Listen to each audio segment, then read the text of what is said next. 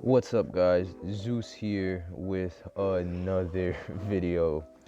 Before the video starts, I just want to make a quick reminder that if you do enjoy what you're watching, subscribe to the channel and press the notification bell so that way then you guys get notified of when I upload a new video. And also, join our Discord server. It's been live now for about 2 days. There's a lot of cool people there, and I think you guys will make some new friends. So you guys should probably do it. But whoa, who was that talking though? I don't know. But maybe you guys should listen to him and join the Discord server.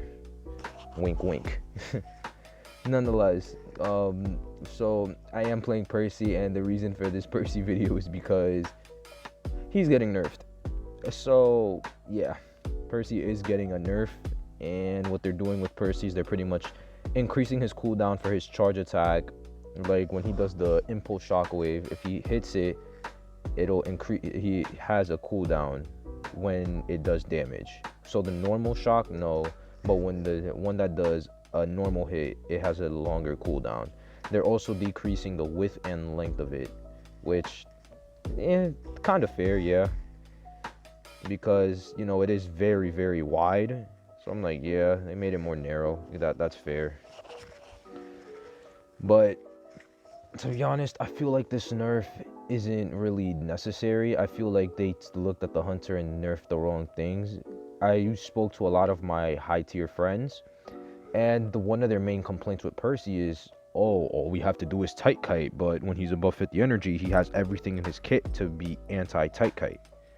You can't vault, you can't loop windows when he's above 50 energy because he can just jump over the window. Same thing with pallets, he can just jump over the pallets. When he's above 50 energy, he can swing and destroy a pallet. You can't punish him for disrespecting your pallet, and he's immune to all stuns. Like, as you saw what I did with the coordinator, I was above 50 energy, she popped her flare in my face, and I just swung and I ate that flare gun like a champ. Like a big old pog champ. But yeah. So yeah. I think what they had to do if they wanted to really nerf this character, I don't think they nerfed the wrong things about his abilities. Like the impulse wave, I understand it, but you're never actually gonna land it. Most 9 times out of 10, I wouldn't say 9 times, 8 to 7 times out of 10, survivors will be able to dodge it simply because of the fact that they can see its range. Another nerf, or not a nerf, this is actually an adjustment. Like you saw what I just did to that mechanic. Yeah, they're adjusting his hitbox for his kinetic dash because, as you all just witnessed, that's it's a bit broke, you know, very indecisive, and I mean very, very indecisive. But yeah, this is kind of like a my thoughts video, I guess. This is only going to be about like a portion of the video, then I'm going to discuss what I do late game, because late game does get pretty intense. But yeah, so I just think that if they were going to nerf Percy, I think that they would make it that the 50 energy cost thing, I would put a time limit on it. So when you're above 50 energy, you have a certain time to be immune to stuns, immune to people not disrespecting your pallet before then you're instantly dropped back down below 50 energy. I think that would have been a good way to readjust Percy. Because the high tiers are saying that he has anti-tight kite, and it's true, he does have anti-tight kite. Like, it's very, very plausible.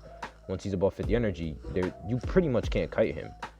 Do I still think he's not the best hunter? Yes. Do I still think that he has mechanics that make him better than some hunters? Also, yes. Like being able to be immune to stuns, flare guns, 3 stacks, forward stuns, etc. Like that's broken.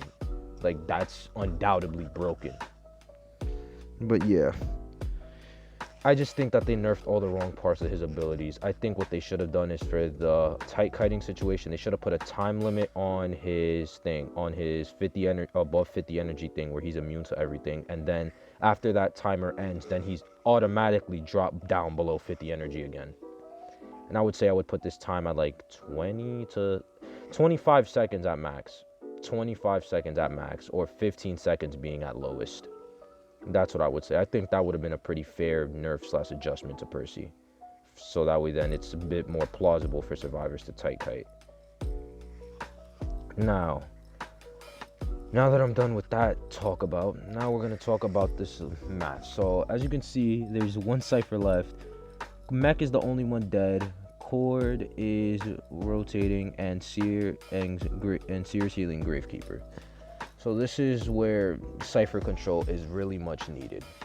So here, as you can see, I'm just rotating targets around. As you can see, I do end up winning the match, but we'll get there. So I knocked the coordinator right here. You know, that charge hit. Oh Lord, how long that charge hit is. It's so beautiful. But yeah, so I charge it, and now I'm looking around. And I see that the cipher at graveyard is being decoded. So I say, okay, I can't let them pop that cipher. I need to stall for as much time as possible. So I teleport over to that cipher, and it's the seer. The seer he does not have an owl. He used it on the mech. So I charge it around the corner, and boom, I smack him. So now I see the coordinator got healed, so I instantly use my dash to head back.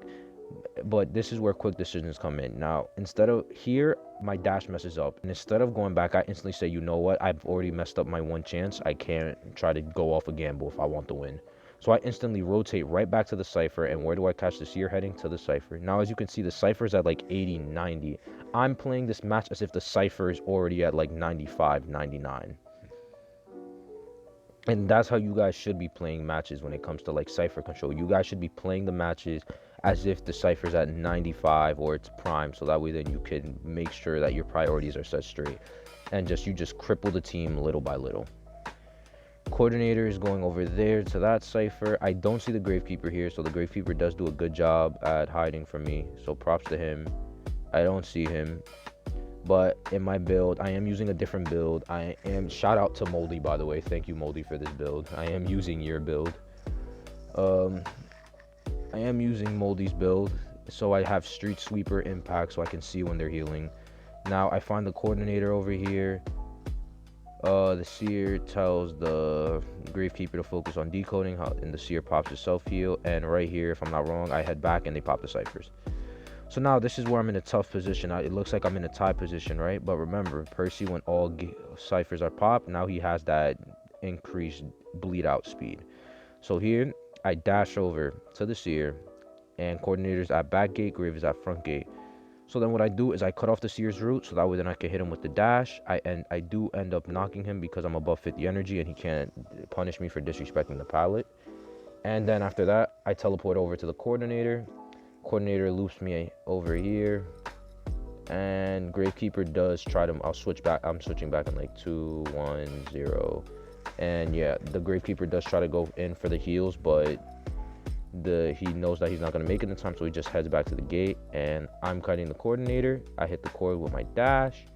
After that, I head back, and then here, this is like that 2 out of 10 chance because she was pinned, so I used my shock, hit her with it, and then boom, that's a GG's.